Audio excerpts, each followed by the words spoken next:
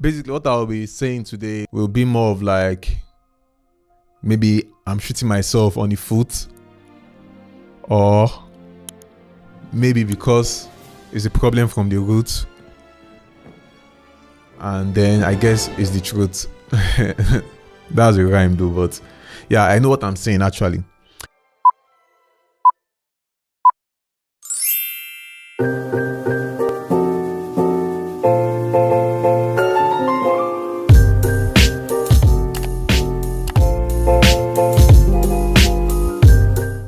So I'm discussing with myself or with you why I shouldn't, or why we shouldn't leave our parents' house if we are not in a serious relationship, or if we are not married.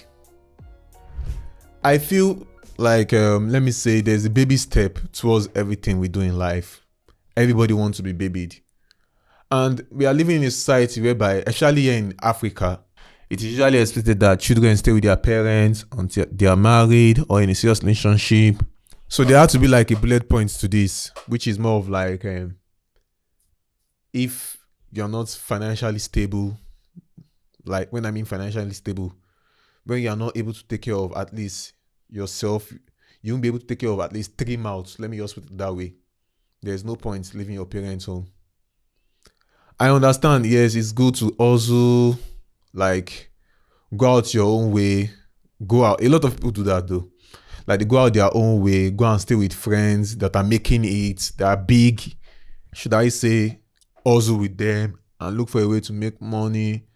It's a good thing though, but considering the fact that okay, what is that friend of yours doing? Have you ever thought of that? Okay, like what kind of job does he do? The business he does? Like, is it legal? Is he making money legally?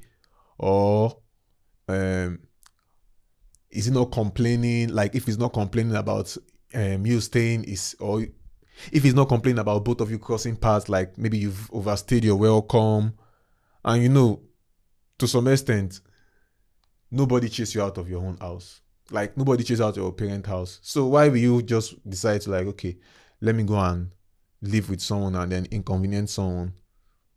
Although it depends on how thicker the blood is, or should I put it, or how you tend to benefit from each other. Fine, it is good to like go out and stay with a friend, like go out and stay with a friend. But considering the fact that okay, you guys might be on each other's space, or considering the fact that maybe you are not contributing so much, and when you are not staying in your own house, the least thing is, if you are staying with someone, you got, like, if you are staying with someone, you have to be part and parcel of whatever they do. At least do one or two chores in the house for them, to show that yes, I appreciate that I'm staying with you. I appreciate that you've given me the chance to like improve. You've given me the chance to stay with you. So I have to give something back. More of like give and take to some extent. And there are some houses that you won't really need that, but I just feel it's wisdom to consider that. Being the fact that if you are in your father's house, if your parents should send you anything, you have to do it. So maybe that's why some persons decide to like run away from their own father's house and then try to stay on their own. Some will tell you, okay, it's sign of maturity. Yeah, fine, cool. Another angle, maybe you're trying to see how you can do things on your own without your father. There are some persons that take that challenges though, which is also cool. Another angle of maybe you not trying to do this is, in fact, I feel that there should be like a range, like an age range to this, of why you don't leave your father's house. You can't tell me, okay, because you are 16, your father, nobody will chase a 16 years old or 15 years old or 17 years old out of the house. Nobody will do that. I'm sure no sane parents will do that. No sane person will do that. That I'm certain. So maybe if I'll be able to like pinpoint it's the best time for one to leave their father's house and then decide to go and hustle. You can tell me too if you have it, if there is any specific time to it.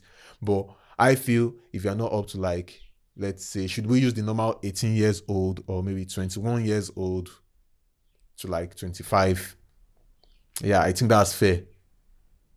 You should be able to do things for yourself. You should be able to like, I feel from the age range of, let me say 15, 16, 17, 18, 19, you're allowed to like make mistake to some extent. 20, 21, by then you would have explored everything. Another aspect you get to look at is, let's say, cultural values and then safety. Staying with your parents to some extent from that age gap I said, by then you'd have sense and then get to like decode or understand the kind of lifestyle your parents, like the kind of relationship your parents have. Because we'll be thinking when it comes to like staying alone or maybe even in our normal daily lives, like relationship aspects, we'll be thinking, okay, this is how it is, or this is how my parents, like this is how they live their life. You get to see that, you understand? And then you get to understand this safety precautions. That is because they will care for you, you understand? They'll be there for you, and then they'll be there to guide you through all these measures. So living with your parent also tends to make you have that experience and then gain guidance also from them, because I feel there's need for us to understand that there are probabilities of life, like there are stages of life that we tend to learn or we tend to know before attaining that age or that level by ourselves. And all these things, we need a first-hand experience. I'm not saying that whatever our parents' life has been, that we'll pass through the same thing. No, but at least it should just be more of like a safety precaution, like a, let me say, a template, but not for us to follow, but just like the more we tend to like pass through life, the more we tend to understand that, oh, I remember that during one time my mom's own was like my parents were going through this and they had to do this and do that, and then problem solved. So I feel to some extent it is good or it is important to stay a bit more like living with your parents, even with some certain age range, like I said.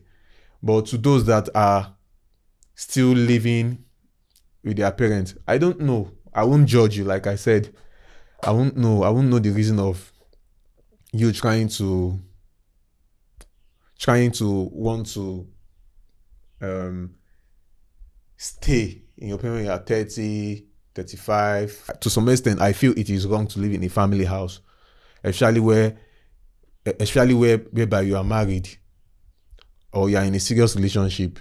It's a no, because I feel there are some things that should be limited, either you seeing your family or maybe like based on how you tend to live. I go deal now, but make a hospital like that. You get, so it's basically a problem. I feel it's basically a problem too. Let me bring my camera close. So there are many ways to this thing, and wow, I think I'm tasty.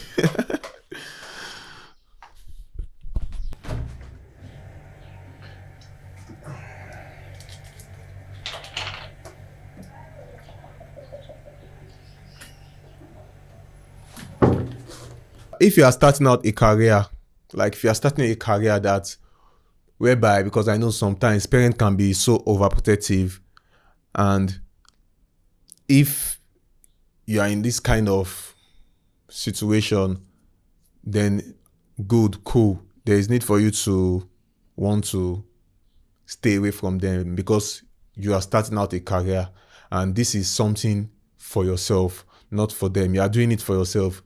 And mind you, it is very important that you ask proper guidance from whoever like you are looking up to in making a decision, so that at the end of the day, it won't be as if you didn't get the support you need, and then the kind of life you tend to live for yourself. So basically, I just decided to talk about this, and I know it's not easy.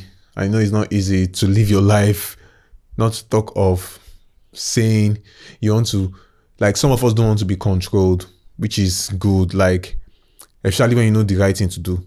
Some of us don't want to be in that kind of a circle whereby they will be telling them what to do when they know they've passed that age. So, like I said, I'm not judging, and I know it is wisdom to have wisdom. Then it is wisdom to do the needful and do the right thing. You understand? So, anyway, don't forget to like, subscribe, and then share. I don't know if I'm making sense, but I know I'm making sense. Alright, see you on the next episode.